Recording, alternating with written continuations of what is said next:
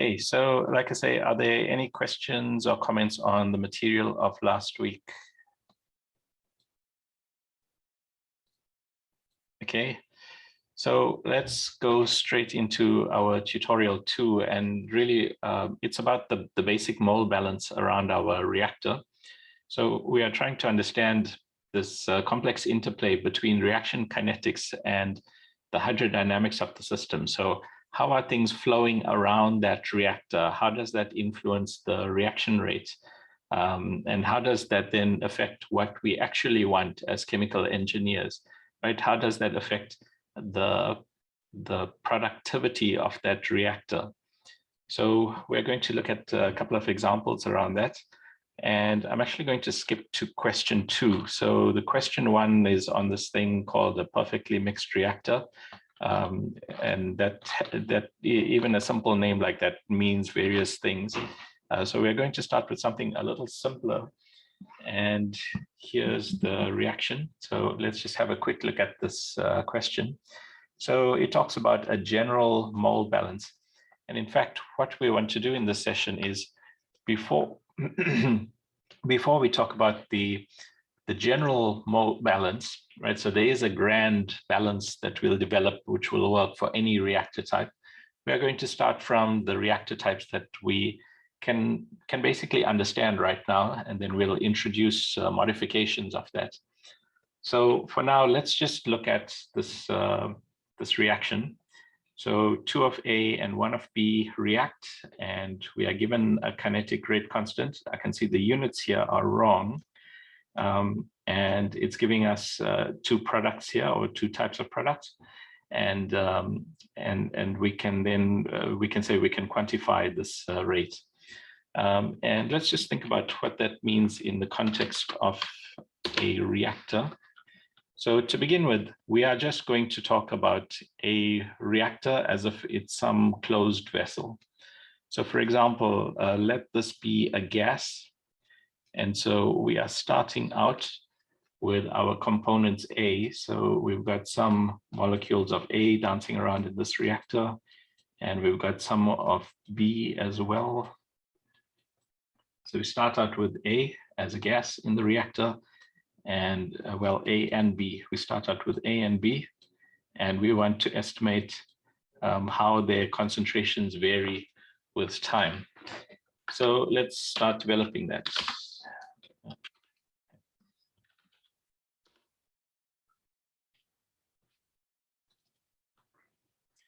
Right, so we've got our reaction, and let's first just write out the reaction rate. Let's read a little bit about this reaction. So we've got the reaction equation here, and then we've got the kinetic rate constant. And let's just correct the units first of all. Right, so this is question 2. That's so our kinetic rate constant K equals 2 times 10 to the minus 4, and it's we know that the units we want are moles, and you'll see just now it says actually moles of A per second per cubic meter. So those are the units of the rate that we want, and this is a 3rd order reaction. So this is going to be moles cubed per cubic meter cubed, well, all cubed, so it's per meter to the 9. Right, so moles per cubic meter, if you cube that, you get moles cubed per meter to the 9, right? So that's concentration. So you can see here that, and let's see, how do we place this one? Let's try to get the units out a bit. Okay, never mind. So that's actually our kinetic rate constant with the correct units. And now we want to write the reaction rate. And the question is, which component will we reference here? Right, because we could write the reaction rate in terms of the rate of disappearance of A, or the rate of disappearance of B, or the rate of formation of C or of D. So let's work with A. And we can see here A is going to be consumed in this reaction. So we are going to write this. We said this last time. We would use the convenient notation of minus RA. So the default for RA is that it's a rate of formation. And so to remind ourselves that this is actually a consumption rate, we use the minus sign there. And it's not just about making it symbolic. We want to work in terms of a positive number for the reaction rate. So we don't want to write RA equals minus something here. We'd rather say minus RA equals and then some positive number. And then to calculate that positive number, it's going to be K times, right? So our kinetic rate constant, and then we are saying here that this is, it should say somewhere that it's an elementary reaction, rates of formation, and it doesn't say it's an elementary reaction, but we actually can't do anything if we don't know the nature of the reaction. So if it doesn't say it's an elementary reaction, there has to be some other information that tells you what the order is. So it might say it's first order in Ca, and it could even be third order in Cb. Right, so if it says things like that, then that's the equation you would write. But here it's not saying anything. It doesn't tell us that it's an elementary reaction. I'm just checking. Yeah, it doesn't really say that. So let's assume that it's an elementary reaction. And so if it's elementary, you've got 2 of A reacting with 1 of B. So we know we have to raise the concentration to the power of the stoichiometric coefficient. So raise to the power 2 here.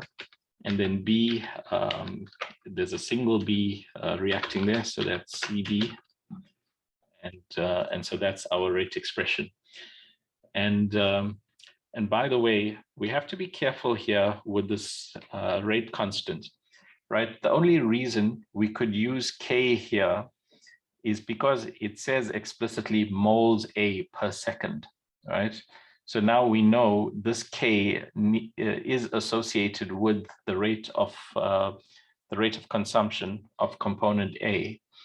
If it said moles B, then we would have to use something like twice the value. We know A is consumed twice as fast as B. So if the rate constant was expressed in terms of component B, then it would be 4 times 10 to the minus 4 instead. So we have to be quite careful with how we use these kinetic rate constants. And I'm saying this because this is a place where it's quite easy to make a mistake, right? It looks like, okay, we're assuming elementary, so I just stick these as exponents up here, and then I just stick a K in front. You have to make sure that that K is pointing at the right thing, right? So when this number is given to us, there is meaning behind this number. This is referencing a specific component. So it says here dash A, and by the way, it's not normal practice. In many textbooks, they don't necessarily tell you which component, and you have to try to figure out which component. So here, it's just a practice of mine to explicitly say which component. So be very careful when handling this. Another thing to think about is that K, the kinetic rate constant, is a very important number because it helps us translate concentrations into reaction rates, right? So we've got this reaction going on. There's a certain amount of A and a certain amount of B. And last time we said, then that starts to tell us about the probability of collision and hence the probability of a reaction. Now, a probability by itself doesn't still tell us the rate at which that reaction is going to happen. So there's a probability of collision, but then the collision event itself, there's a certain energy that's required for that reaction to be successful and for C and D to come out. So there are many, many factors that are bundled into that K. So that K, in addition to just translating the concentrations to the rate, it carries for us all the complexities, all the interatomic interactions and the energy, all the considerations that go into the structure of the molecules are hidden behind that K. So that's an important value to take note of. And in fact, in the next section in this course, we'll be unpacking K in terms of its energy sensitivity. So we know that a kinetic rate constant can be written in that the Arrhenius expression applies. So AE to the minus E over RT, where R is the universal gas constant, and E is the activation energy, and there's your pre-exponential factor, and this gives us extreme temperature sensitivity. In fact, it's often the case that for just a 10-degree temperature rise, the K value will double, right? So think about that. It means every time the temperature goes up by 10 degrees, your reaction rate is going to double, right? And obviously that's not a general rule or anything, but for many, many, many reactions, that's approximately true, right? So there's an extreme sensitivity to temperature here. And we're pointing that out because we are hoping to estimate the reaction rate in this reactor now. And we are going to want to write the reaction rate here is some value, right? So we want to write something like the reaction rate in this reactor minus RA equals K times something, right? K something, something, something. Right now, first off, the temperature is not going to be constant across this reactor, right? You can imagine that if this is a vessel that's exposed to the atmosphere and maybe it's a hot day outside, maybe the temperature on the walls of the vessel will be different to the temperature inside here. So you might have quite easily a temperature difference across this reactor. The temperature difference can be more than 10 degrees, especially if it's a strongly endothermic or exothermic reaction. So your temperature might be varying across the reactor, in which case K is going to vary across that reactor as well.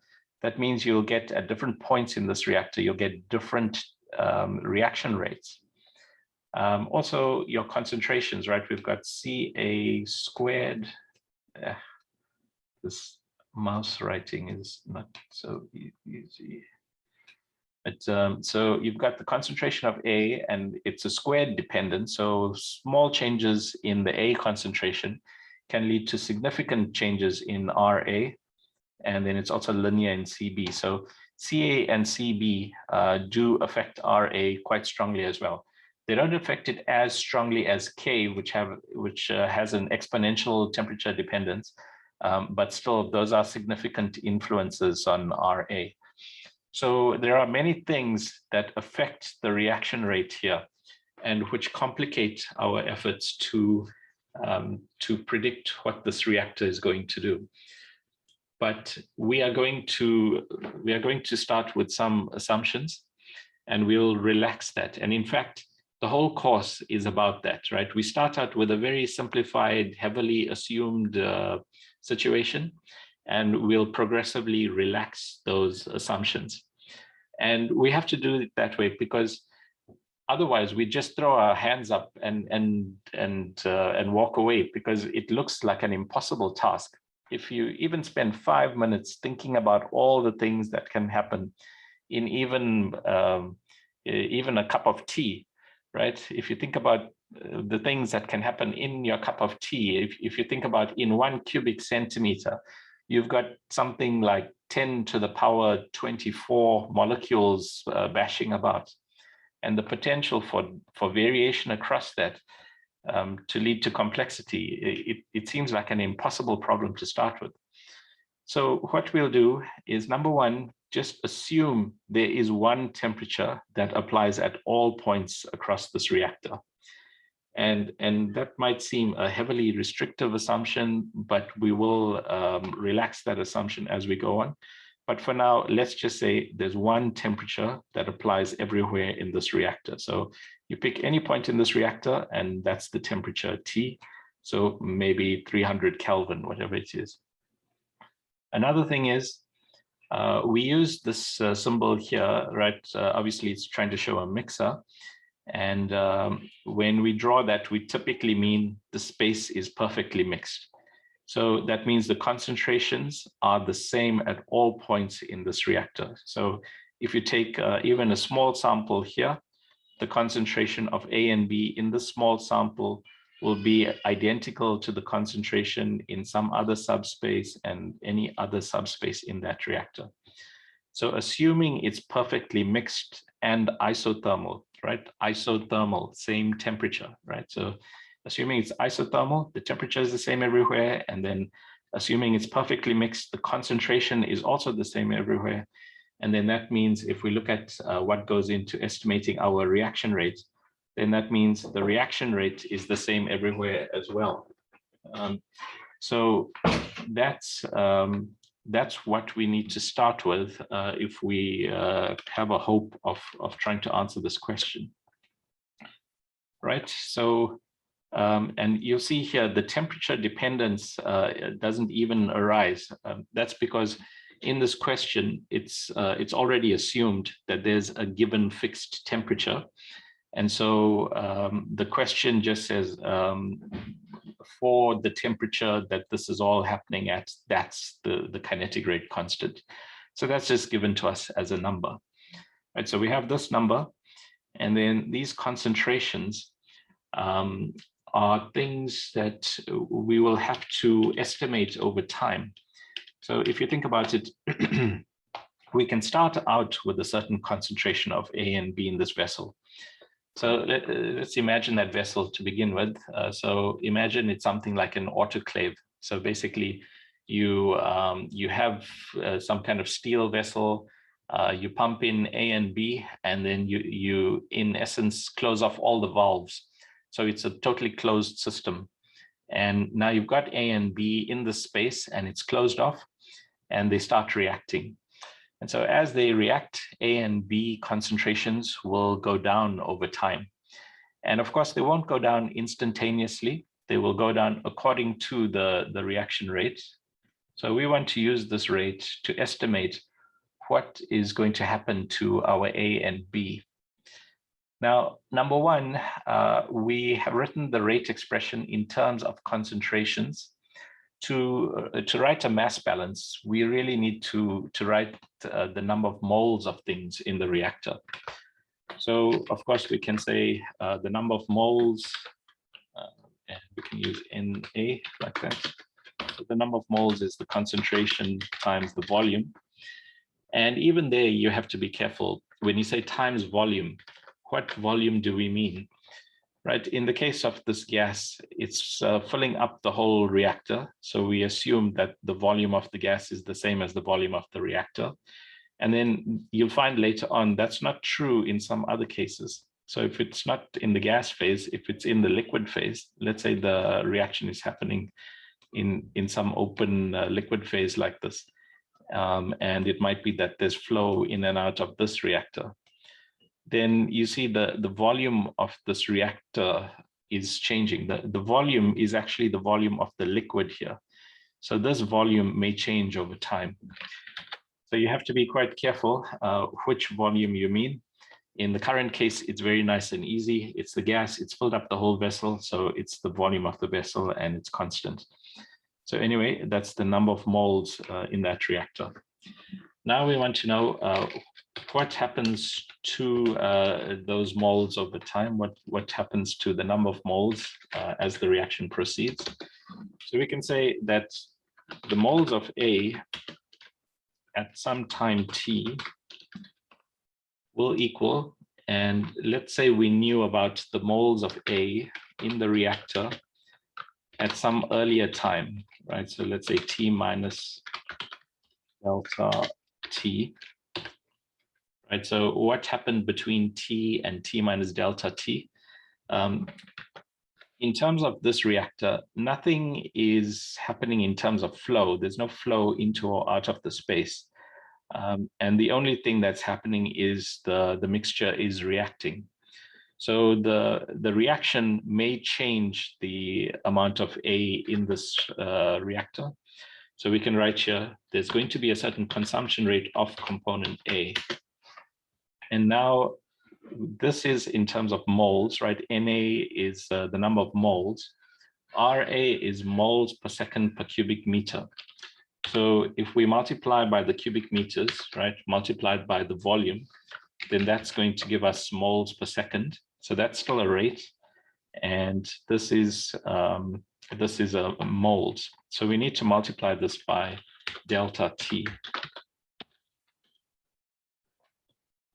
Right? So that's a possible balance that we could write. Any questions on that so far?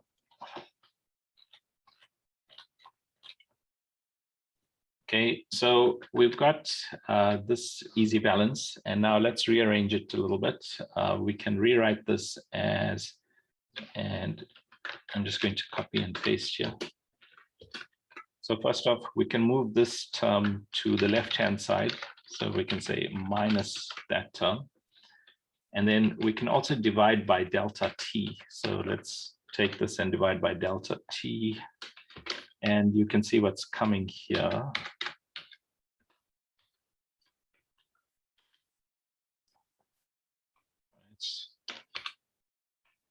And now,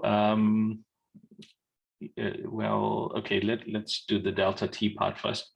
So we've got this difference Na at T minus Na at T minus delta T, and we are dividing by delta T. And if we take the limit, this is T going to 0, oops. Let's take the limit here for delta T going to 0.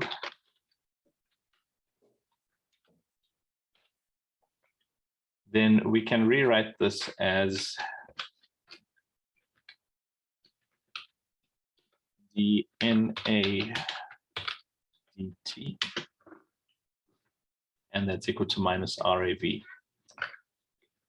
Another thing we can do is divide through by that volume. So we know Na divided by V is the concentration, so that's Ca. Okay, so we have now a balance on our reactor. It's showing us how the concentration of component A will change with time. And of course, we can expand for Ra, so we can rewrite this as K times Ca squared times Cb, right? And then that's the balance for A. So if we just simplify that, you can see we can now solve this equation, right? We have an ODE. The variable of the equation is Ca, and we also have a Cb here. So we need to think about finding the concentration of B as well, right? Because Ca is a function of time, and Cb is another function of time. So we can't integrate this equation if we have an unspecified time function there as well. And so we can, maybe for the sake of practice, we'll just repeat it here. We can write NB at the current time t is equal to the number of moles in the reactor at the previous time minus, and now we have Ra V delta T. So this is the rate of, or this is the number of moles of A that have changed due to reaction. So if 1 mole of A has reacted, then of course half a mole of B has reacted. So we can write here divided by 2. Okay, and then if we apply the same development as before, we are going to get something like this. So we'll get dCb dt equals K over 2 minus Ca squared. And by the way, let's see, I wrote this as a minus here. So that's there. There's actually an error here already. RA is the rate of formation of A. And so when we write this here, strictly speaking, this should be, sorry, 1 second. Yeah, this minus here, there's a minus sign missing. I'm just trying to see the best place to bring that in.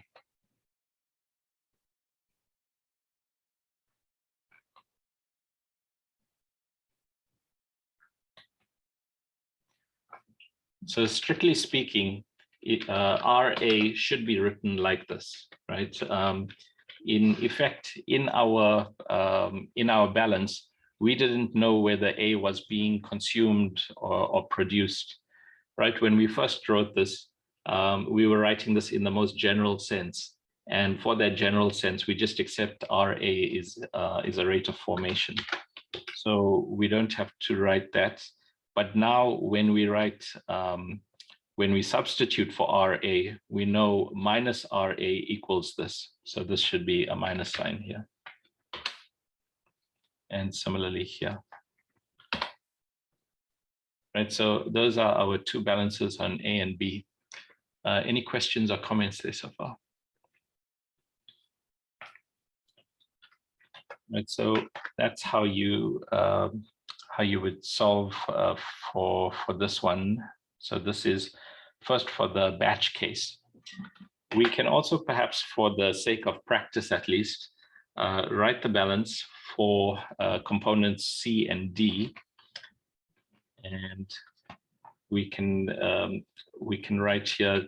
Let's do it in full. So we can say the number of moles of C is equal to, and so that's the number of moles of C at time t. That's going to equal the number of moles that we had just before that. So T minus delta T. And then the rate of formation of component C is RC. So let's write it as RC for now. And that's needs to be multiplied by the volume and then by the time, delta T. And then again, we can take this across to this side and divide that by delta T.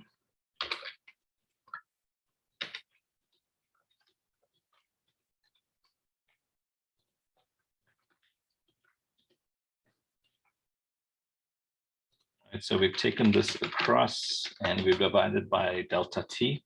And then if we take the limit for delta T going to 0, then we get the differential form of this. So we can rewrite this as dNC dt equals RCV.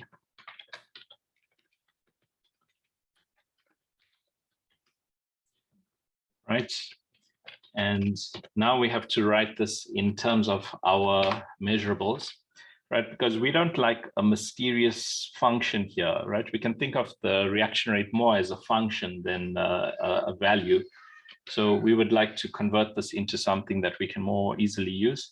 So instead of RC, we can rewrite this as K times. And in this reaction, we are assuming that C is only changing because of this forward reaction. And this forward reaction rate only depends on these concentrations. So it's going to be CA times CB, and this is CA squared, right? And now we need to get the stoichiometry right. So you can see for every 2 moles of A that get consumed, 1 mole of C forms, and one is consumed and the other is produced. And so we need to write this as K over 2 times that. So this one is positive. And I've missed the V here.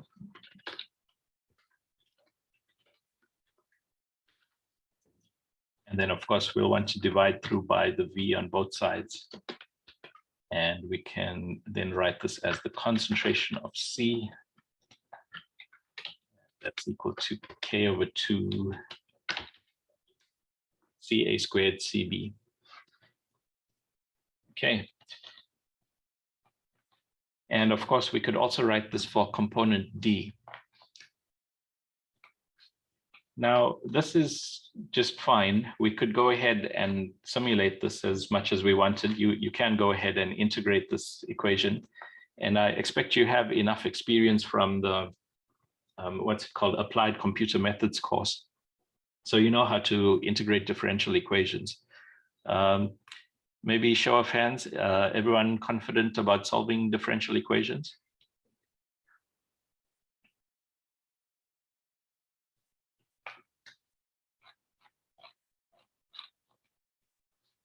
Really hearing anything. Okay, okay, thank you. One person.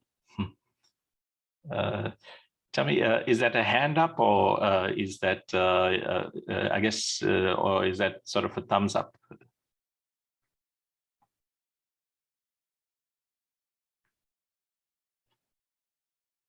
Okay, maybe I'll put out some notes on ODEs, and then you can have a look there. 1 second, there's a message in the chat. So about the change of sign of RA.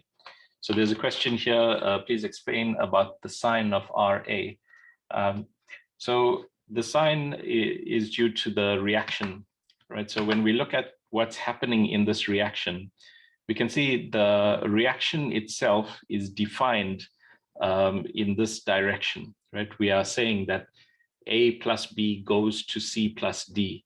So our understanding of this reaction event, right? It's a specific event that is happening repeatedly. So this event takes A and B and creates C and D. So in that light, A and B their amounts are reduced by the reaction.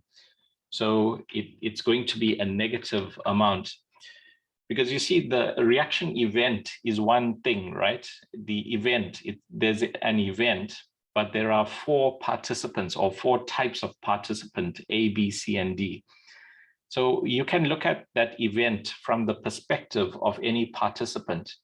So from the perspective of component A, the reaction will consume it, right? From the perspective of component C, that event will form it.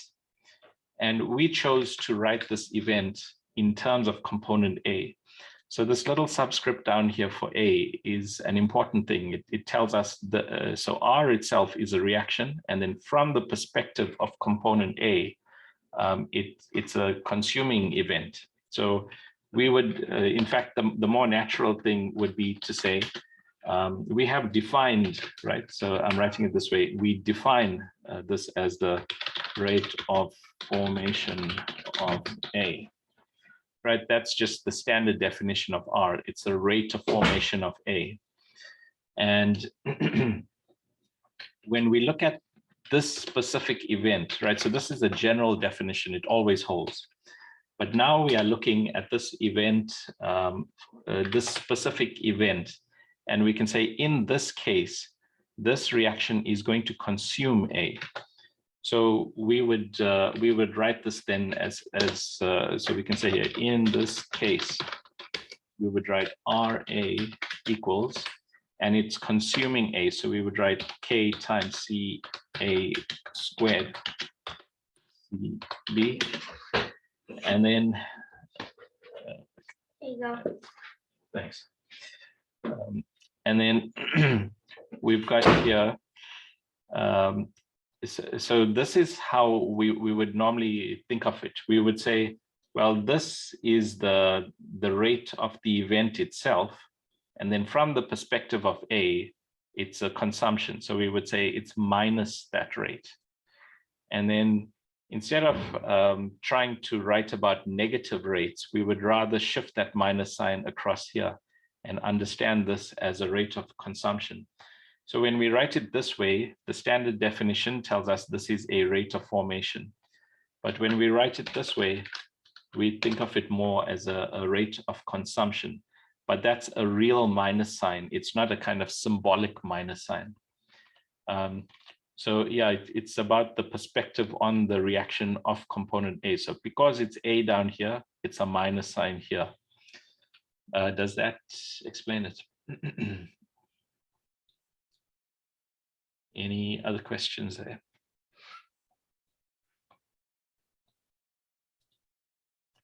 Okay, thanks. All right. So we've got our balances now for all our species, and we can calculate what will happen over time. So that's the balance that we come up with in the case of the batch reactor. Now let's think about that. We don't really like to operate as chemical engineers with batch reactors.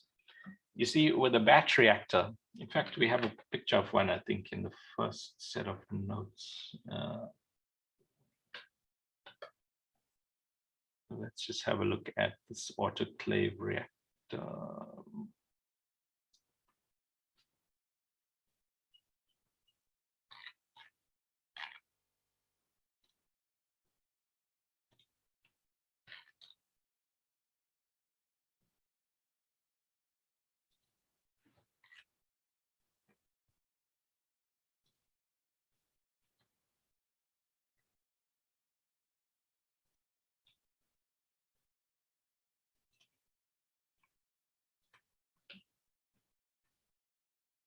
Sorry, I should have had this open.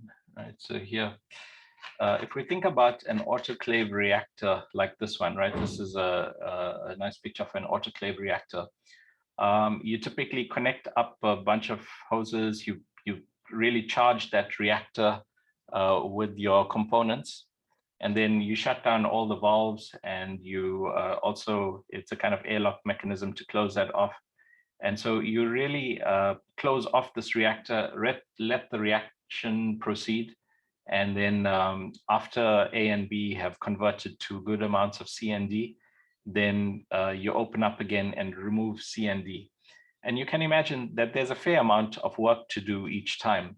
So each time you want to run a batch, each time you want to react these species, you have to do all this work. Whereas we would like to operate 24/7 without interruption. So we would prefer to have a reactor where we are continuously feeding A and B into it. So no stopping and starting, no charging, no batch.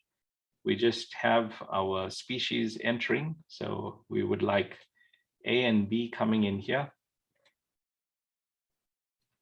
A and B.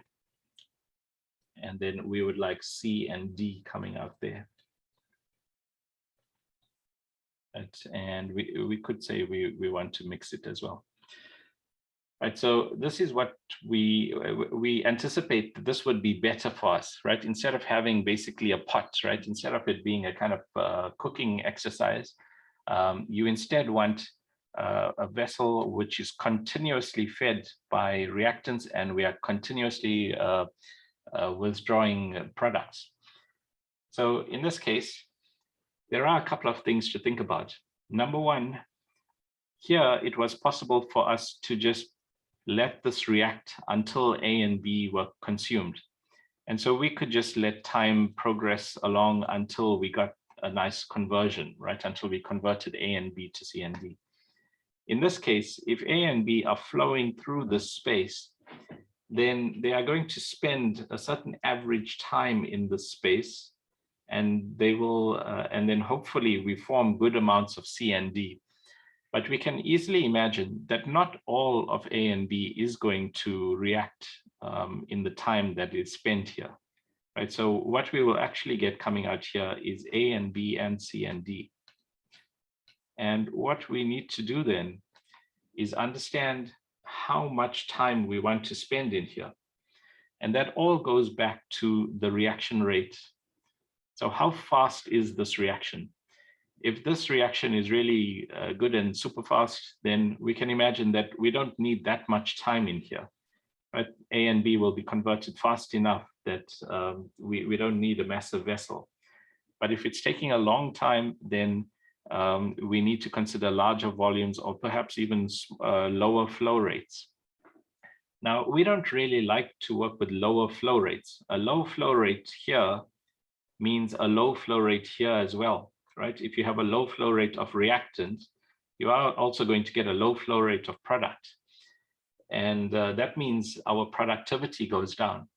So we don't want a trickle of product out here. We want to say we are producing maybe 100 tons per day out of our plant. And in fact, 100 tons per day is a fairly moderate production rate. So we would like a nice high flow rate here. At the same time, we want a nice high conversion to CND. So we need to really work on promoting the reaction rate in here. We need a nice high reaction rate in this reactor. And number one, we might well be at the mercy of the kinetics, right? If C and D are extremely valuable species, then you see, then you are at the mercy of these kinetics, because if your reaction rate is really low, but still C and D are very valuable, then it's justified that you might need a very big reactor here. And in fact, the majority, I would say, of what we do in this course is all about how do we maximize this reaction rate. Okay, so that just introduces that topic, but for now, we are just talking about this notion of having this continuous flow through. And in fact, it does relate to what we were saying about the batch case, right? So we want a nice high production rate here. We don't want to keep interrupting the operation. So in the batch case, you will always have some finite amount of downtime. So if it takes 1 hour to convert A and B to good amounts of C and D, and if it takes half an hour to dismantle, remove C and D, and then recharge the whole thing, if it's taking half an hour, that's 1/3 of your time out. So we don't want that. So we want continuous flow in the system. But now we are starting to be concerned about the amount of time that we spend in the space. And so that introduces this notion of space-time, right? How much time do you spend in the space here? And we define the space-time in this way. So we define, we use this Greek symbol tau for the space-time. So tau equals, and it's V over Q. And Q is the volumetric flow rate. So Q has units of cubic meters per second. That's using SI units. Oops. And obviously V has units of cubic meters.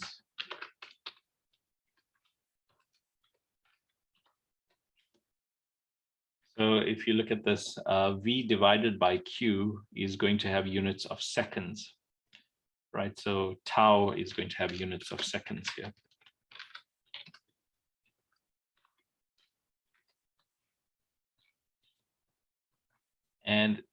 And so this is, if you like, a second kind of time that's going to follow us throughout this course, right? We've talked a little bit about the real time during this first part of the example.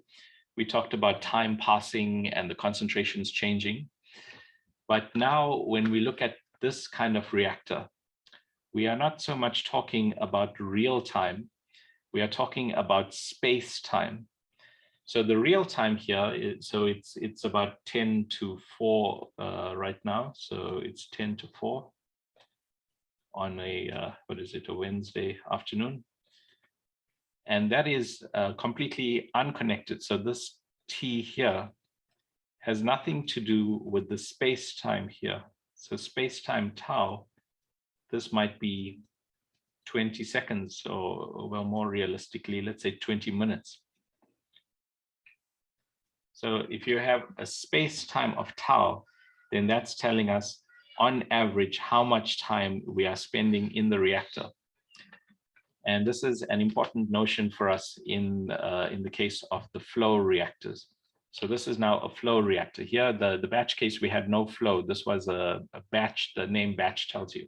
Here it's a reactor inflow. You've got streams flowing in and out. And in that case, we have to consider this notion of a space-time. So let's look at what happens to our balance in this case. So if we were to write the mole balance here, let's write for component A again. We can also think about the rate of change of the moles of A in that reactor. So fine, A is flowing across the space, but we can talk about a certain total number of moles that are held inside the reactor. So what's the total number of moles in the reactor? So that's Na. And we receive A when A flows in with the entry stream. So A is entering here. So we can write this as the flow rate of A in. So we'll use F A in for that. And here we are going to just make the definition. So Fi is the molar flow rate, and it has units of moles per second, of course. Right, so the molar flow in is Fa in, and then we also have an exit flow of A. So you see, as we said earlier, not all of A and B necessarily convert to C and D. So you may have A also exiting from that space. So minus Fa, and we'll just write Fa to mean the exit stream. So that's the molar flow out of the reactor. And so for a given instant in time, you've got A entering the space, and then simultaneously you've got A leaving the space, and also A is reacting inside of the space. And there's actually a better way I should have written this, but I'm just going to write this part. Let's just complete this and think about it from the perspective of a difference equation instead. Let's write the difference form first. So we can say that the current amount of A in the reactor is equal to the previous amount of A in the reactor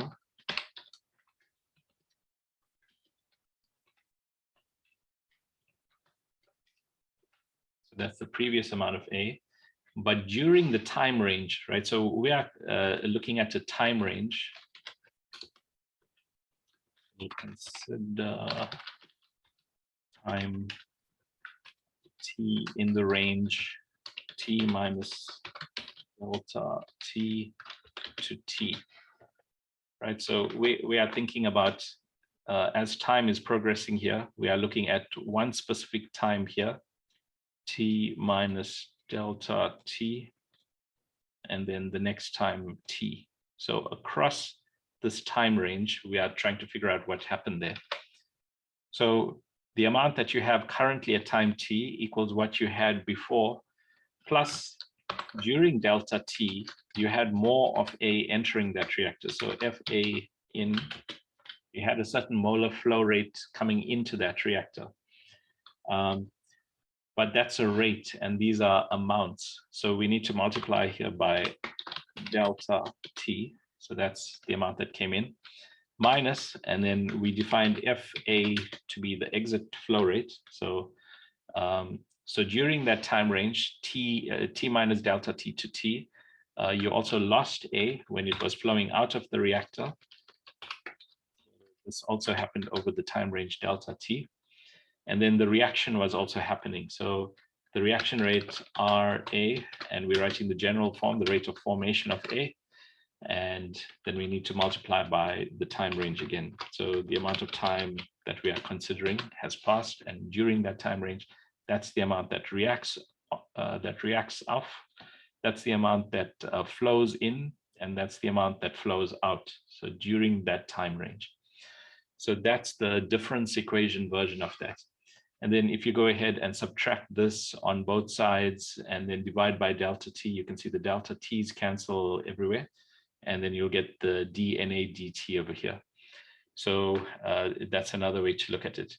And you may be comfortable with different ones. You might be comfortable just thinking about different rates competing, or you might be more comfortable with amounts and considering over a time range what happens to each of these amounts. Right, so that's our mole balance in the flow case. Any questions or comments there? Right, now we can go ahead and divide through by the volume. And so something a little bit interesting happens with that. So obviously NA divided by volume gives us CA, so that's fine. So we divided by volume, and now you've got the flow rates divided by the volume as well.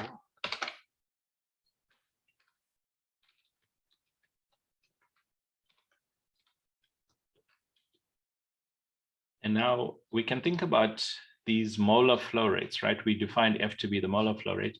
We can convert a molar flow rate into a concentration and a volumetric flow rate, right? So we can rewrite this as CAin times the volumetric flow rate, Q in,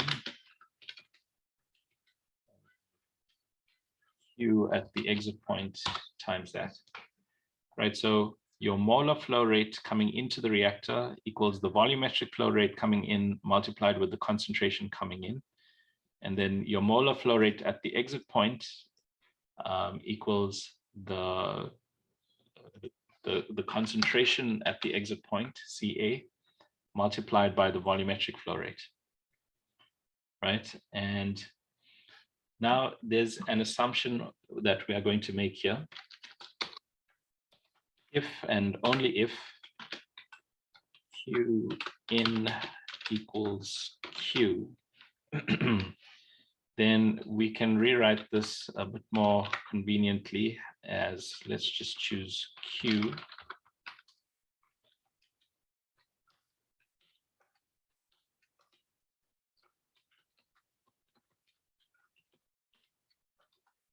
And so we've got Q over V here. And then we introduced, sorry, we don't need the divide by V anymore.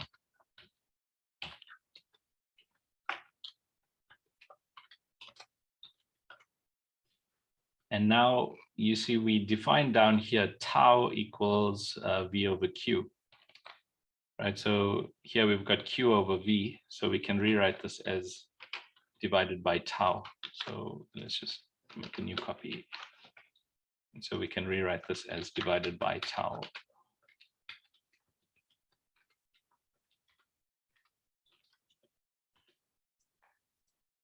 Okay, and that is now our balance on our CSTR, on our flow reactor. There are a couple of things to notice here.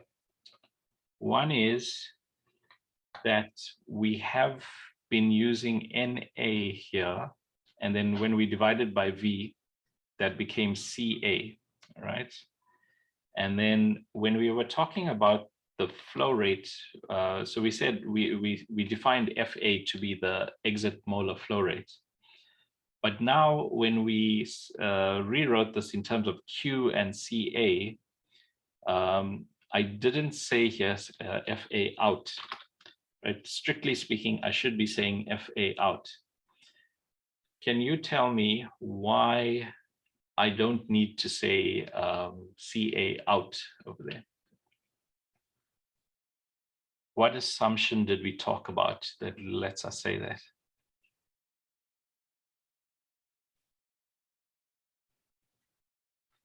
Any takers?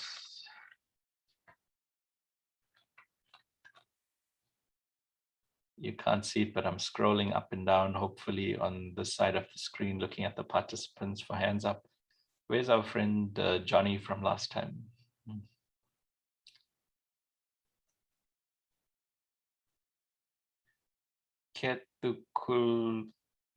Sorry, how do you say your name, please, Mr. Mbobo? So your hand, your old hand is up. Okay, no takers. So I'm going to, let's just look at that here. So your your assumption that this is perfectly mixed is why we can say that. So if you say it's perfectly mixed, remember we said earlier when we were looking at the batch case, if it's perfectly mixed, then the concentration is the same here, is the same here, is the same there. Now we are talking about the concentration in the exit point. So we are talking about the molar flow out here, right? Remember we said FA is the molar flow out at this point, and we need the concentration at this point. So we would normally say CA out here if we didn't know, if we didn't have another way to express it. So strictly speaking, we should be saying CA out here.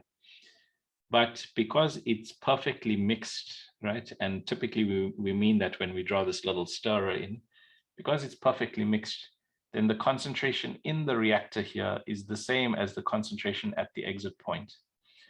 So that's why we could make this this approximation, right? So this only applies, this equation that we've got now, it only applies to this situation where our reactor is perfectly mixed. Okay. Any questions or comments on that?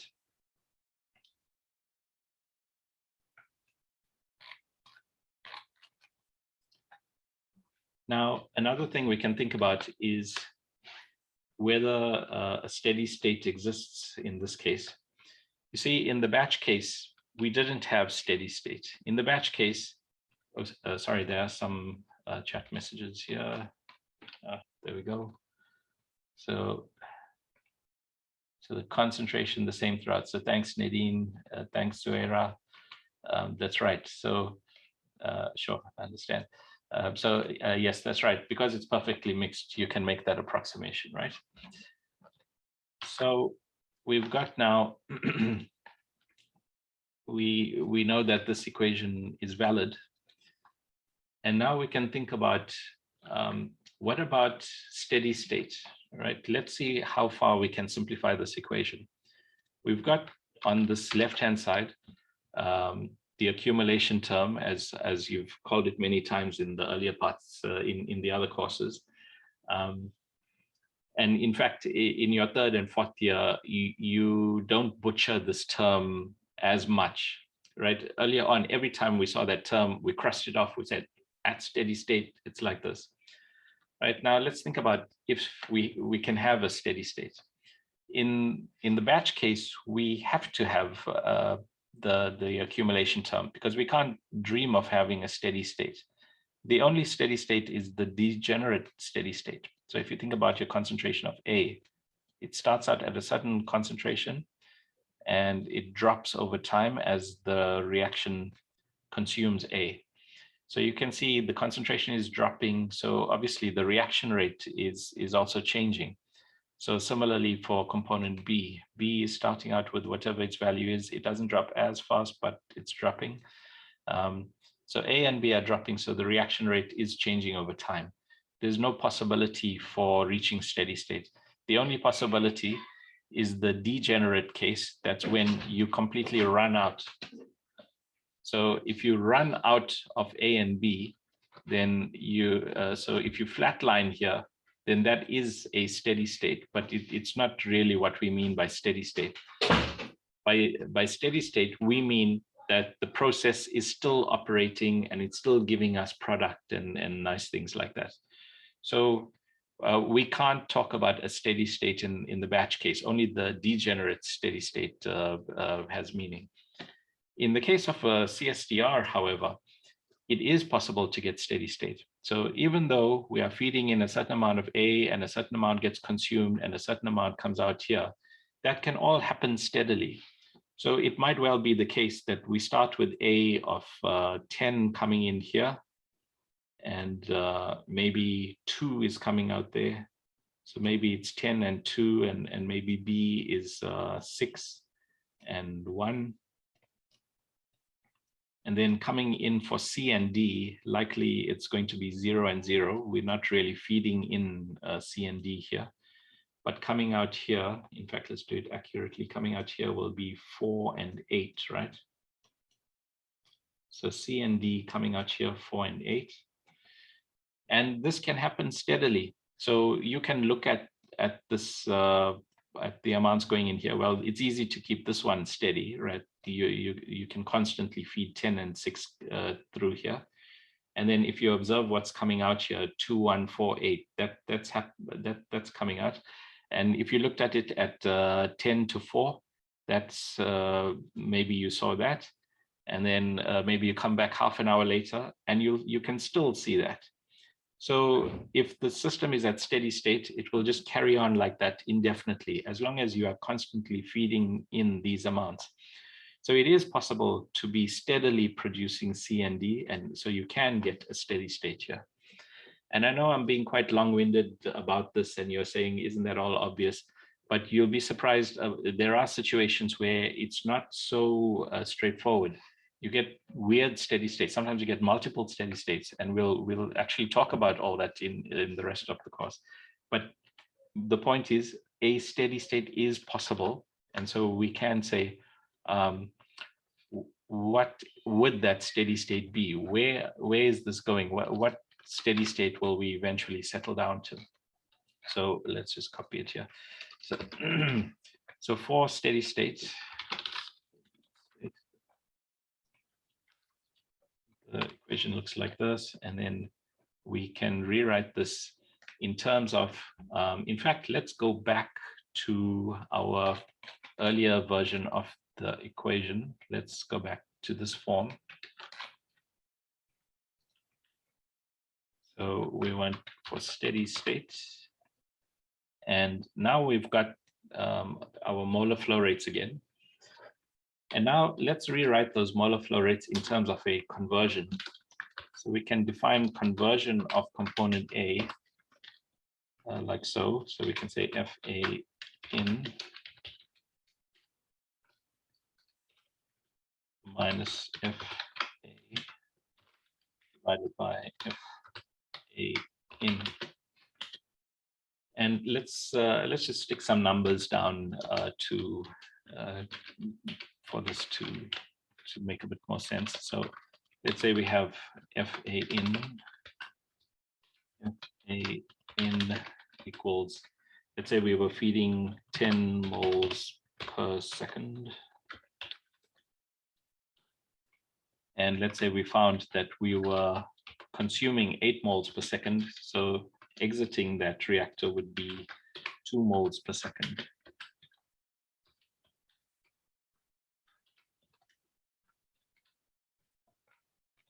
Then before just working this out, you can see here, this is an 80% conversion, right? Your 10 moles became 2 moles, so you converted 80% of that 10. And so if you stick the values in here, you can see clearly 10 minus 2 divided by 10, 0.8, right? So this definition for conversion makes sense, right? So that's 0.8. And you could also do this. You could also apply this definition of conversion for the batch case. In this case, we can't talk about flow rates, but we can talk about concentration. So we could say CA, and now we can't say CA in, right? There's no in a batch case, but we can say CA initial, CA naught. So if CA naught equals 10 moles per cubic meter, and if your final amount was CA equals 2 moles per cubic meter, right, then you can see the equivalent definition for the batch case would be in terms of concentration. In terms of flow reactors, you would work with the molar flow rate. In terms of the batch case, you would work in terms of concentration. Right, so you've got this conversion now. So let's use the definition of conversion to try and simplify this equation further. Find the definition of conversion. You can see FA in minus FA. So that's simply going to equal XA times FA in. So you can replace this by down here. XA times FA in.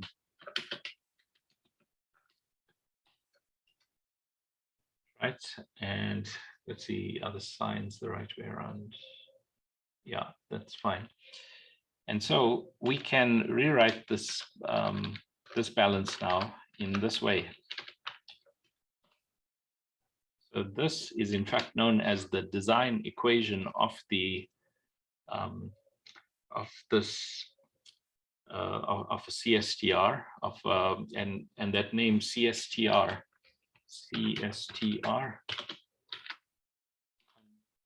continuous third tank reactor.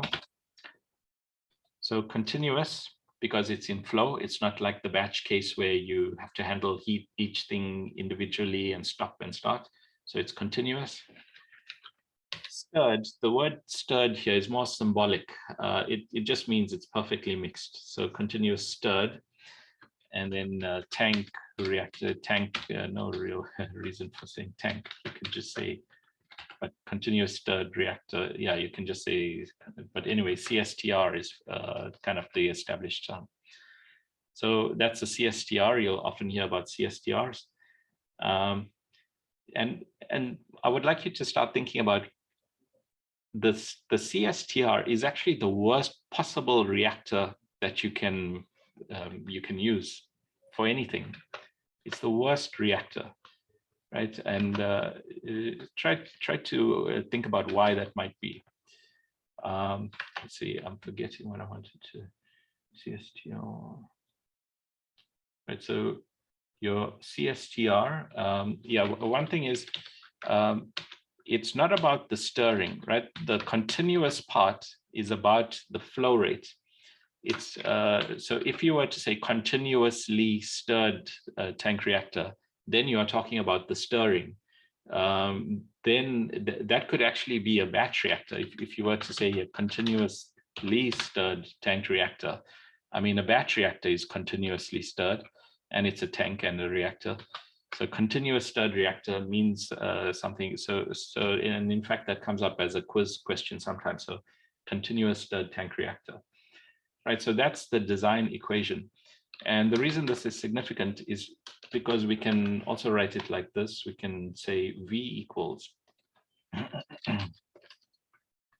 V equals, and it's divided by minus RA, right?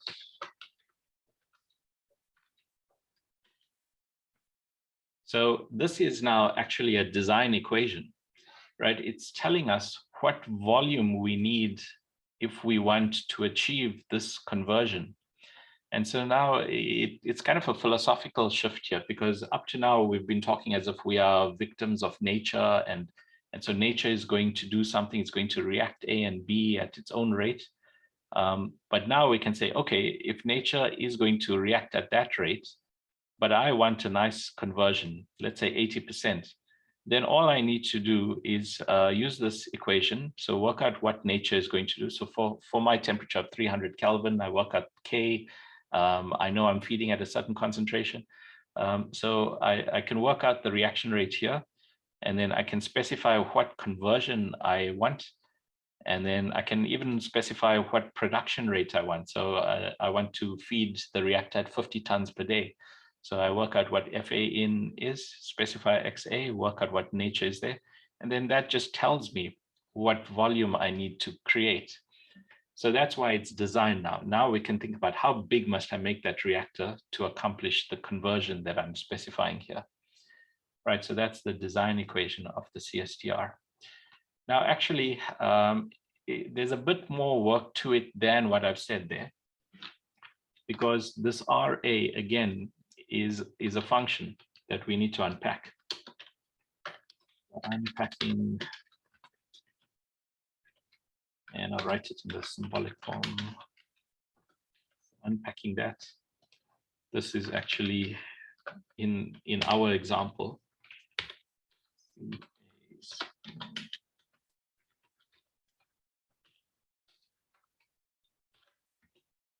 Okay, now you see there's a bit more work to do, because this concentration CA and CB, we need to figure out what those are in the light of this conversion, right? In the case of our batch reactor, that was pretty straightforward. The concentration was time dependent, but if you looked at this reactor at any instant in time, you could say what the concentration was. So it started out at 10.5 maybe, then it became 9, 4.5, blah, blah, blah. Now, in the case of this flow reactor, in fact, let's clean this up. Okay, let's just write here. So in the case of this flow reactor, what is the concentration when we say there's a certain conversion here? So we have some conversion that has been accomplished. So we are feeding at a certain molar concentration here. It gets consumed and we are getting a certain amount coming out here. What value for, and okay, we can specify that. So maybe we specified we want 80% conversion.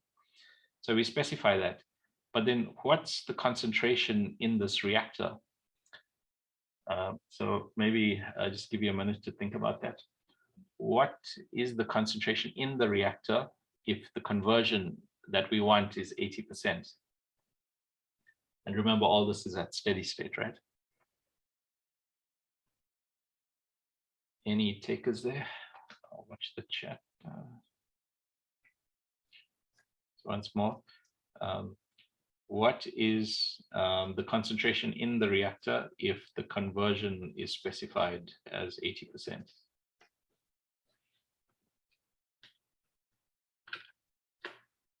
Right, so the answer to that is you have to work it out, right?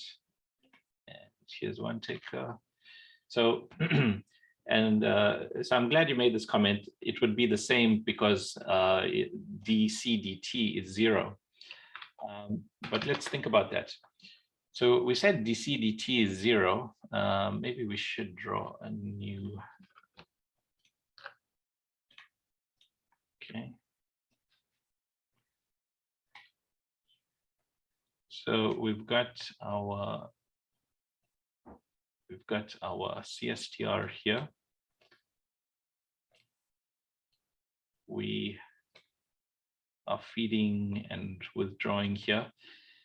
And we are feeding in at a certain concentration. So Ca in is 10. And it's a conversion of 80%.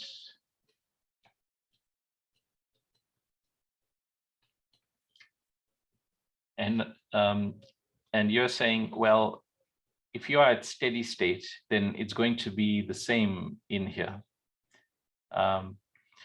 So in a way, you are right. But I actually don't think you mean it that way. You see, yes, it's true that your concentration in here, that is going to be fixed and steady. And but we have to figure out what this value is, right? So it is going to be steady at steady state by definition, but it's dependent also on the reaction that's happening. So even though it's steady state, it's still reacting, right? All the species are still being consumed and produced. And so all we can say is that if this is 80% conversion, then there's 2 moles per cubic meter coming out here. Obviously of A, right? But then if you think about perfect mixing, it also means that in here, you have 2 moles per cubic meter as well. Right, so the fact that it's steady state doesn't mean that there's no change across the space, right? You can have 10 moles per cubic meter here, and you can have 2 moles per cubic meter in there. And this is the thing that, you know, if you can understand this, then CSTRs are pretty straightforward after that, right? It's not something that's obviously true. So you are feeding constantly at 10, and yet you come into a space that's constantly at 2. right? And there you have to, the only way to understand that is to realize that the two rates balance each other out, right? The reaction rate that is consuming A in here is going to balance against the rate of A being contributed there. So these two rates balance each other out. So the concentration here is 10. That's not enough information. There's also a certain volumetric flow rate. So the product of these two gives us a certain molar flow rate coming into the reactor. So the rate at which we are contributing A into the space will balance against the rate at which A is being consumed in the space. And the other thing it balances against with is the flow rate going out here. So A leaving also. So A coming in and A going out balances with the rate here. So even though you're constantly feeding in 10, you are constantly maintaining a concentration of 2 in here as well, right? So, so the reason I'm belaboring the point is that we don't know exactly what we are going to get down here, or rather, we have to rewrite this in terms of conversion. This concentration is a function of the rate that we accomplish here, or the conversion that we accomplish. So the extent to which we convert the components will determine what concentration we end up living with in the CSTR. So when we say we reach a steady state here, it's a steady state that we don't automatically know the state of, right? We don't know what concentration we are going to steady out at in here. Well, we then have to write our species in terms of conversion. It's something that we already started doing, but let's write it here. So we can say Na, which is going to be the number of moles in the reactor, is equal to, well, in fact, in a flow case, we need to say Fa. So Fa, the molar flow rate exiting the reactor, is equal to the molar flow rate entering the reactor minus the amount that gets converted. So the amount converted is, of course, Xa times Fa in, right? So just check you agree with that. And so we can rewrite this as 1 minus Xa to F, 1 minus Xa times Fa in. So another way to read this equation is to say, well, Xa is conversion. So 1 minus Xa is the amount that's not converted. So the amount that's not converted, the fraction that's not converted multiplied by the total amount that's coming in, that must be the amount that's left over. So a way to look at this is the leftover moles of A. So that's what will come out, the leftover moles of A. Right, and then we can rewrite this in terms of concentration by dividing by the volumetric flow rate. So just Fa over V gives us Ca, sorry, Fa over Q.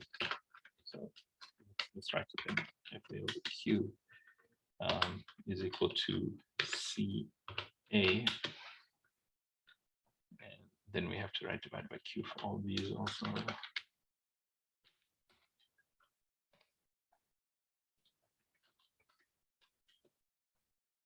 Then here I'm just going to write this as Ca in. So Fa in over Q is Ca in. Right, so we've got now Ca equals Ca in times 1 minus Xa.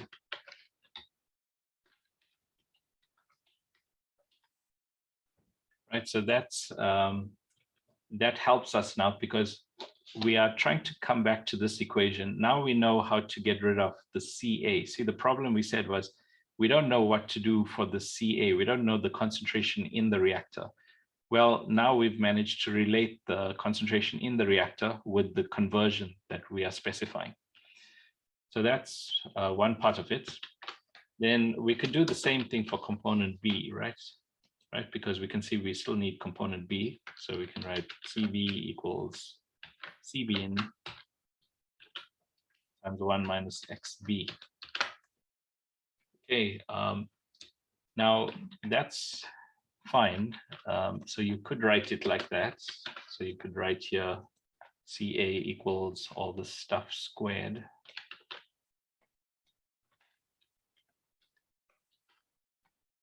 So then you'll have to square this. So that's squared. And then for CB, you could put this in.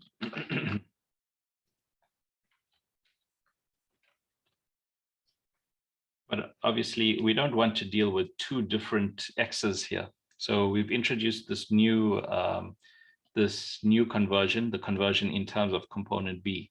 But we'd like to stick with one conversion. So when we specified the problem, we specified it in terms of the conversion of A. We said, what's the volume if I want to convert 80% of component A? We didn't say anything about B. So we need to figure out what to say instead of this. So let's start again for component B and see if we can generalize how we can work that out. So the molar flow rate of B is FB in, and now I'm not going to change this part. I'm just going to think about what would be, let's just dump this. So this is the number of moles of A that's being consumed by the reaction. And so what's the number of moles of B that gets consumed by the reaction?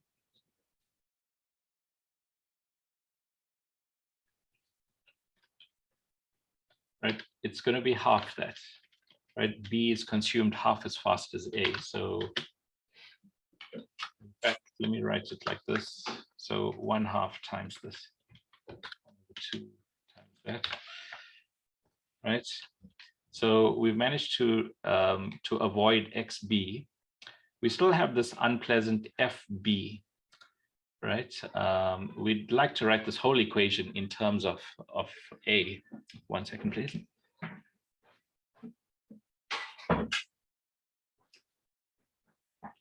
So for this FB, we are going to introduce a new definition, the so-called inlet molar flow ratio. So let's just move here. So it's a new definition, let, and this is a capital beta, let beta I equal the inlet flow rate of the ith component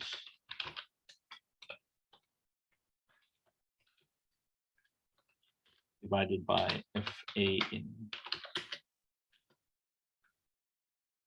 So this is just a definition.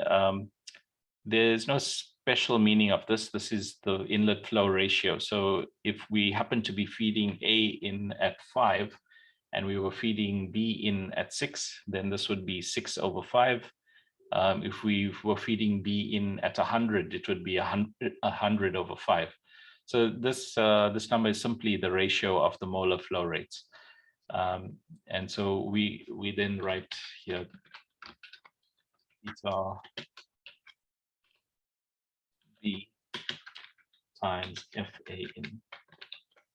Right, so that will get us to, if you multiply theta B by FA in, you can see you'll get FB in. So this equation stays true. Right, and by the way, what's theta C? Any takers? Theta C, what's the inlet molar flow ratio for components C and D?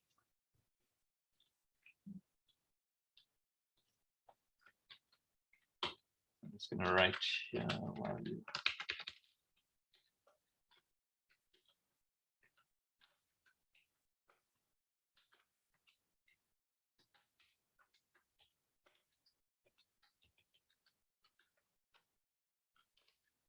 So obviously for C and D, we are not feeding those components in. So FC in and FD in are 0. So theta C and theta D are zeros.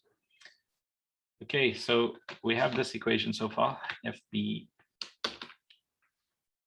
equals A in times this stuff. Now, we can generalize this a bit more to any component, right? If we think about this a half here. So this is basically the component, let's see, yeah, this is the stoichiometric coefficient of B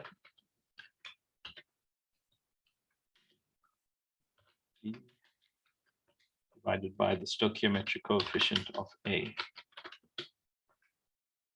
Right. So if you go back and think about how we got to this point, right, when we were working out what to divide by here, you can also go back and look at when we had worked out RA over nu A equals RB over nu B. That was basically working out the ratios of the stoichiometric coefficients. So now you see you can write this equation for any component. So you could say for the ith component, referencing component A, you just take beta I, and then you take nu I over here, and that's how you can reference it. In fact, a nice way to write this is Fi over Fa in. Then you've got all dimensionless quantities on both sides. So XA is dimensionless. This is dimensionless. This is not normalized, right? XA is normalized 0 to 1. Theta I can be more than 1. It can be anything 0 and higher. And then this is dimensionless also. This is not constrained to 1 either. But anyway, this is a dimensionless number. This is another dimensionless number. So you can relate any molar flow rate to the molar flow rate of A. And in fact, writing it in this form, you can relate any molar flow rate to any other molar flow rate. So if you wanted to work in terms of some other component J, if you wanted, whatever that is, then you would write J in here, and this would be nu J, and then this needs to be XJ. Right, so you now have a way to relate any two components together. And of course, if you have flow rates here, you can also rewrite this in terms of concentrations. So if you divide through by the volumetric flow rate, if it's the same, the in and out, then you can also write that. So we can, so this was more for us to generalize things. It's nice to generalize things and know that we can do this at any time, but I'm just going to come back to the specific form for B. So for B, we can write that the concentration of B in the reactor is this, and here we might as well just write this as 1/2. So this is XA over 2, right? So now if we go to our equation, let's work with this one. So now we can write this like this.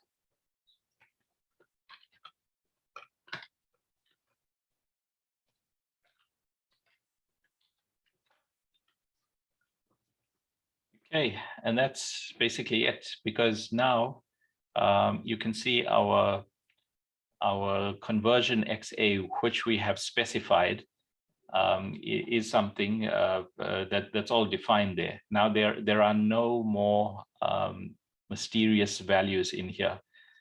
We assume that we know the molar flow rate coming in. We also need the inlet concentration, right? Not the same as molar flow rate. We need the inlet concentration, and we need the molar flow rate. And in fact, using those inlet ratios, that becomes defined, and then we are specifying the conversion that we want.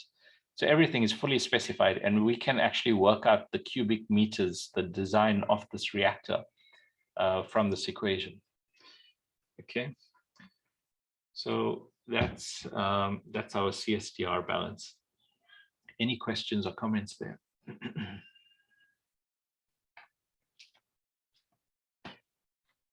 Okay, so that's the CSTR. Now let's think about how difficult this is to do.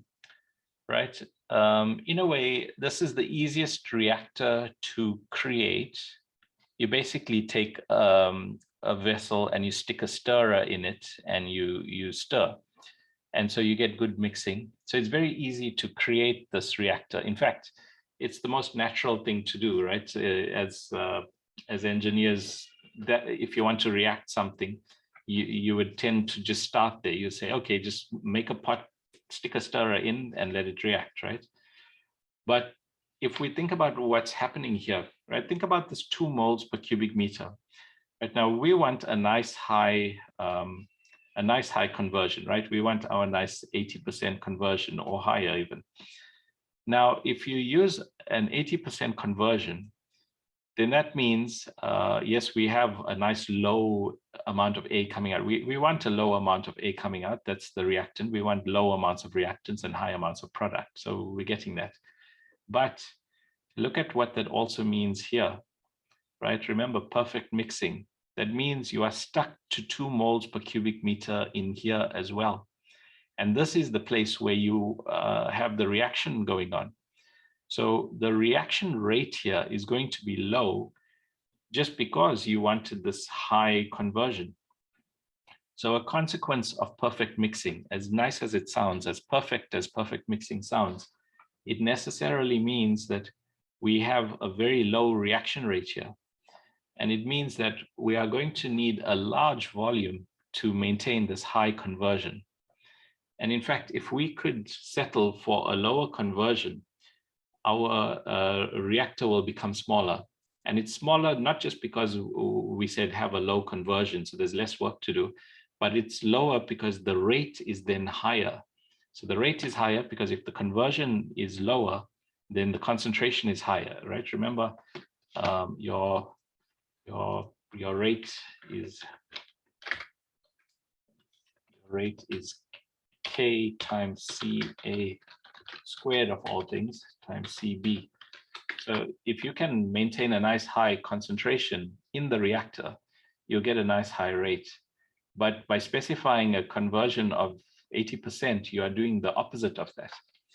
So you see, that's where you have to think about your design and the consequences of the choices. What seems obvious to us, use a nice high conversion, doesn't result in a good design. So, so that's why we need to optimize for things carefully.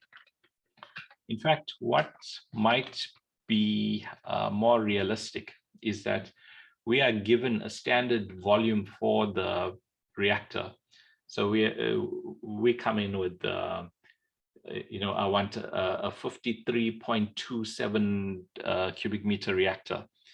And then you're quite often buying it according to standard heights and diameters. So the guy at the store, at the Acme reactor the store, says, well, I've only got 50, 75, and 100. So you choose the closest one, and then you say, okay, given this volume, what is the conversion I can get? So that's more usually the design question. So given a set of discrete volumes, what conversions can we accomplish in that reactor? So the inverse of this problem is often what we are solving. And then this point about perfect mixing is a separate thing, right? It's a concern. We are worried that we are, by choosing the simple way of reacting, we are not going to get a good rate. Any questions or comments there so far? Now, if you think back to that batch reactor, right? And we said batch reactor, everything's closed off. We're going to have to dismantle and recharge every time. This reactor doesn't have that problem, right? This CSTR has the nice feature that we are constantly flowing, there's no downtime. But for getting a high conversion, we have to settle for a low reaction rate here. In this batch case, it's not really true because there are times when the concentration is fairly high here, right? So in this case, time matters, and we said we start with a high concentration and it goes down. So at least in this region, the reaction rate was fairly high. So you have periods of time where you have a nice high rate in a batch reactor. In a CSTR, nowhere are you getting a high reaction rate. You are always stuck to the same low rate at every single point in this reactor. In the batch case, you can get a high rate in some places. So now you see, even though everything looks simple and straightforward, due to these subtle differences in managing the reaction rate, right? Sometimes it's counterintuitive. The thing that seems obvious, yes, I want a high conversion, it doesn't give you the best reactor. Now, let's talk about a third type of reactor. And we are introducing this not because we are trying to solve this specific problem. So I think I can just do this. Yep. Okay, anyway, let's draw it here. So let's think about that. It's not so easy to have this kind of mixing. This is perfect mixing. This is saying that instantaneously everything is absolutely perfectly mixed. It also means that the instant you arrive here with your 10 moles per cubic meter, you instantaneously become 2 moles per cubic meter. And that's all valid and true, but it requires instantaneous mixing. So it's saying there's no volume where it goes from 10 to 9.5, 9.2, until it reaches 2. It's saying instantaneously 10, boom, 2. And in reality, it just doesn't work that way. In reality, nature works in smooth transitions. And so a third attempt at creating a model, right? These are all different ways of viewing a reactor. So a third way of looking at a reactor is, what if it's more like a tube? And so if you have a tube, so let's think about a pipeline. And a pipeline can be a reactor, nothing wrong with that. So if you have this pipeline here, and if you think about the fluid that's entering, so we enter here. Okay, let me not draw it like that yet. So we enter here, and let's just talk about component A. So we are feeding A and B in here. So we've got component A. So you can imagine a nice high concentration of A here. And I'm just going to draw A. And then you can imagine as A goes down the tube, right? Because this is all in flow now. There's a continuous flow here. So as A travels down the tube, it's reacting a bit more. So in the next space here, it's still high in A, but now we are starting to see some of C and D. So now we're starting. So now we're starting to see some C and D appearing. And then, in fact, let me just copy the. Okay, so now we've got, as we look further down the tube, you see the amount of A is reducing.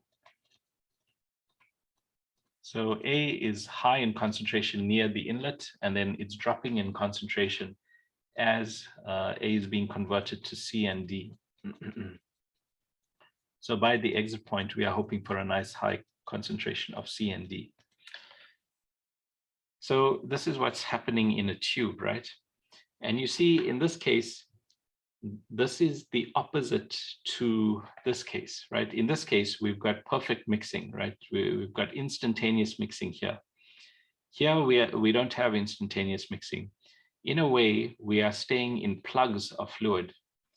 And if you think about it, we are saying at the inlet point, it's pure A. Then if you look a little further down the tube, it's A and a bit of C and D. Then if you look even further, there's more and more of C and D. So by the time you reach the exit, it's mainly C and D. So if you like, this was perfect mixing. This is perfect not mixing, right? Because the fluid elements, the molecules are staying together. They are not mixing instantaneously. They are not mixing across the whole space there. Instead, they are staying together in their little batches here. So this is a so-called plug flow reactor. So that's where it doesn't mean there's an actual reactor that makes plugs. It means that the shape of the reactor is such that you can identify plugs of fluid that they're in a specific slice of that reactor. You can talk about a plug of fluid there, then there's another plug of fluid there, and so on. And this is a flow reactor. Things are flowing through here continuously, but you can identify a space in that reactor. You can say near this zone, there's a high concentration of A. Near this zone, there's a high concentration of C and D. So plugs of fluid, that's how we think of it here. And as we'll see, this is in fact the exact opposite of this case, right? This is perfect mixing. This is perfect not mixing. And so we can think about how to model this case. And in fact, let's do it quickly. Let's just redraw it here. So we're going to draw the reactor here. Oops.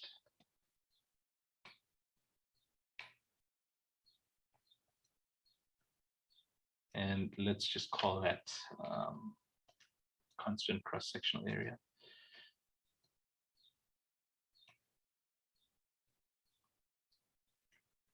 And now we are picking a point here, Z.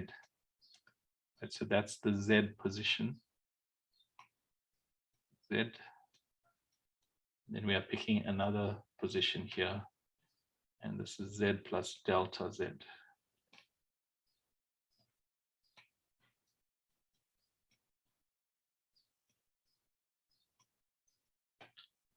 Let's also define the cross-sectional area of this space. So it says cross-sectional area AC.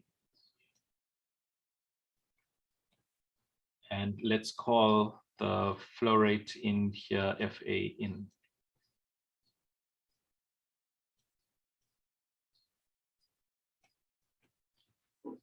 And we will also identify molar flow rates throughout this space. So there's a molar flow rate here of A, and there's another molar flow rate here of A. So the molar flow rate of A is dropping as we go down that tube, right? And let's just copy this out.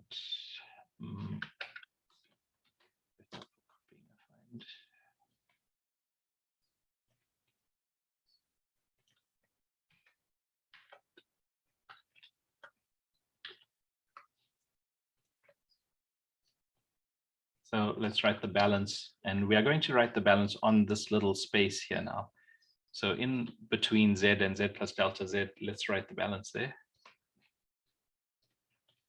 So we can write the rate of change of moles in that space, or I'm just trying to think of the best way to do this. Okay, let's start with that. So we can say the rate of change, so ddt of moles of A, or rather, okay, moles of A, and this is moles of A between Z and Z plus delta Z. Moles of A, and this is between Z and Z plus delta Z, right? So rate of change of moles in that subspace. That must equal the molar flow into that space. So coming from the left here, you can see moles coming in here. So we can say FA, this is going to be at the Z position. So that's the molar flow into that space. And then the molar flow out of that space here is going to be F and Z plus delta Z.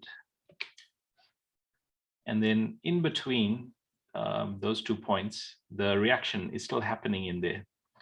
So you've got the rate of formation of A, so RA, and then we have to multiply by the volume. And the volume is the cross-sectional area, AC, and then the distance down the tube. So between Z plus delta Z and Z, it's going to be delta Z, right? So that's sort of the concept. And then we don't like to be so specific about what we mean here. So let's see if we can represent the number of moles a bit better. So what we can say is there's a certain concentration in the subspace, and we can say, well, we would like to write the concentration Ca times the volume. So the cross-sectional area times the distance. And we should think about, do we mean Ca on the left or Ca on the right, because they are slightly different. But of course, when doing this in the differential sense, as you can see, we're about to do, it doesn't matter. As delta Z goes to 0, that becomes the same value. Okay, so do you agree the number of moles in this space here, so Na between Z and Z plus delta Z, is equal to the concentration of A at, and let's call it at Z. So the concentration of A at the Z position multiplied by the volume of that space, AC delta Z. Right.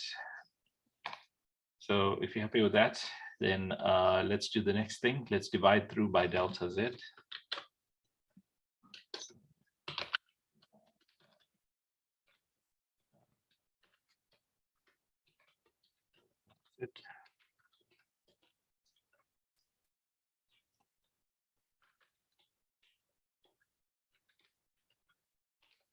All this we're going to write divide by delta Z.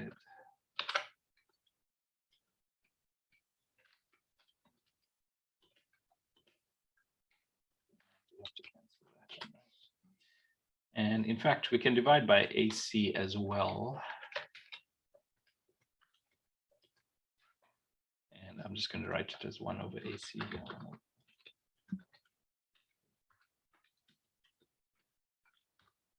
Okay, and then of course, if you take the limit delta Z going to 0, you can see that this is minus dFA dZ.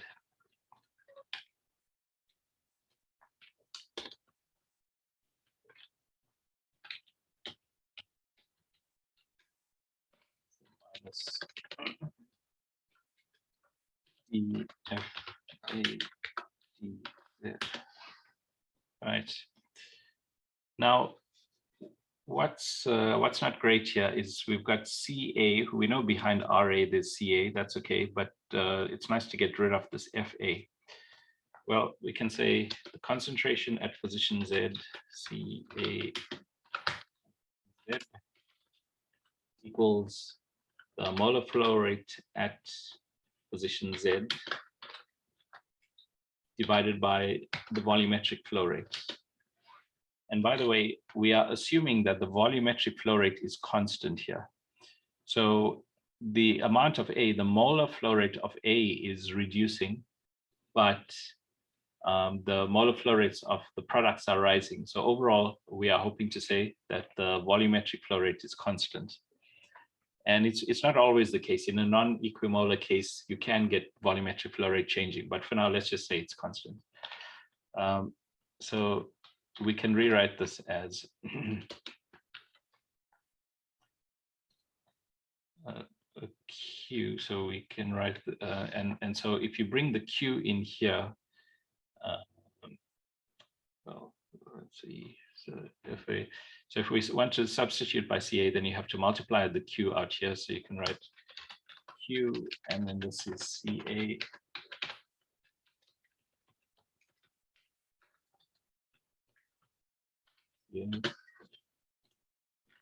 And Q divided by cross-sectional area. What's that?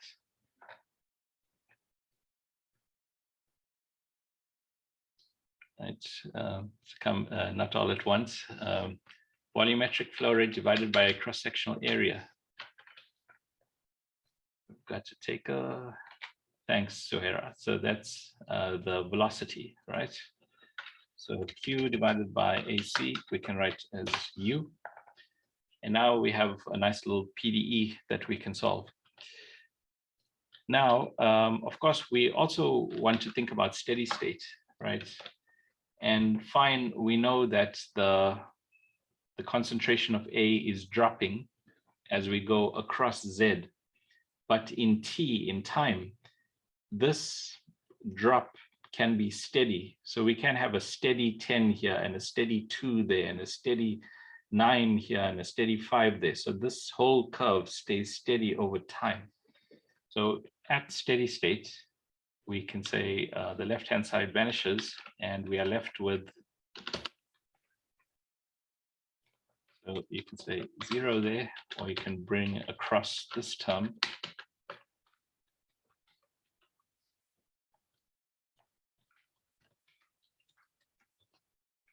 And now you have another balance here. And now it's starting to look familiar, right? It's starting to look like the equation we started out with in the batch case. So in the batch case, we wrote, maybe we didn't write it. But if you look at these equations, we are saying dCA dt equals RA. Right, so this was the batch case. So let's say here, so in batch case, this. So now these equations are looking very similar, only this one is in Z and this one is in T. But you've got U over Z here. So when we think about velocity and distance, right, if you take velocity divided by distance, what do you get? So that's the same as a space-time. So when we said earlier tau equals V over Q, and if you think of it, V is like cross-sectional area times a distance, and Q is a cross-sectional area and a velocity. So this is like a Z over U, right? So d Z U dz, it's like a d tau. So this equation in effect is dc d tau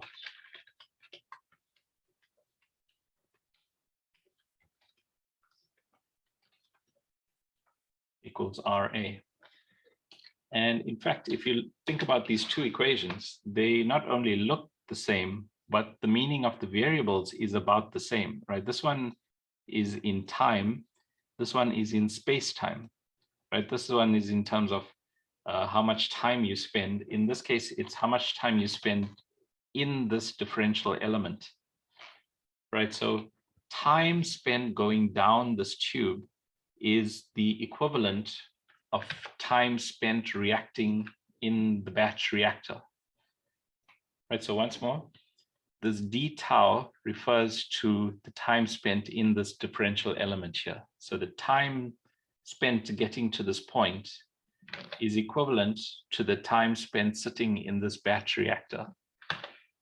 And if you think about it, we are saying this is the perfectly not mixed case where each fluid element is staying together in this one plug of fluid. So if you like, this little element is like its own little batch reactor flowing along here. So you can imagine a constant supply of little batch reactors that flow through the space. And so each little batch reactor, its distance down the tube is an indication of the time that A has spent reacting in there. So that's actually why you end up with the same form of equation. And then another parallel we can draw with the flow case this time. We had this form of the equation. And you can say here, so in the CSTR case,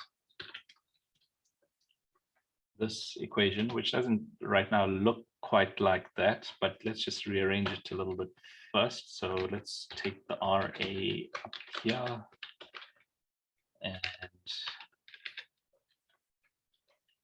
and then let's divide by this V.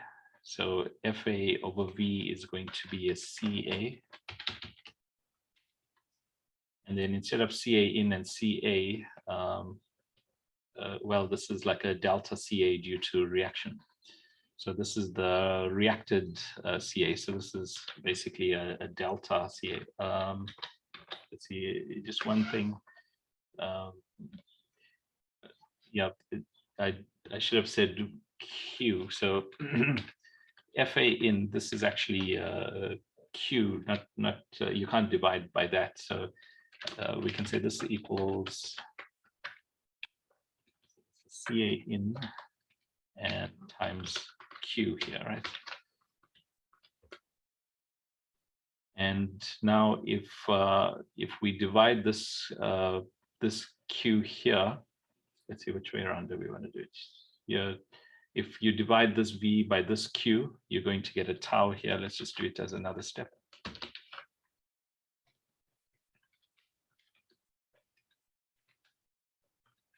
So this is tau divide by the Q. And then you can divide by this tau on this side.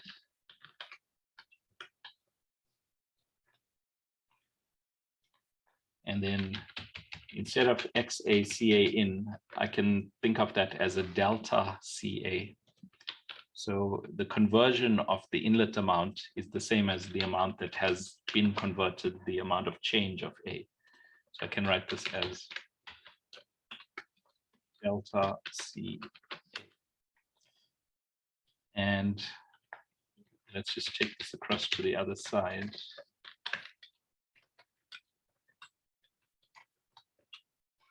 And now you can see the CSTR case looks almost the same as the batch case.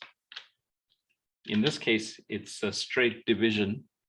In this case, there's a differential equation. And we'll talk next time about this, but in this case, it's because it's the same concentration everywhere, whereas in these cases, you have regions of high and low concentration. So in the batch case, you have certain times where you have high concentrations. In the PFR case, you have regions where you have high concentration. So close by the inlet point, your concentration is still high. So you can see these three reactor types actually give you very similar equations. But as we'll see when you do the tutorial and in the next lectures, the amount that is reacted in each case differs significantly. So that's what I wanted to cover today. So question, please upload what we have here. Yeah, I will upload what we've been writing here. Okay, so work through the tutorial and yeah, any questions you have, email and all that. And I guess that's it. Any questions or comments there?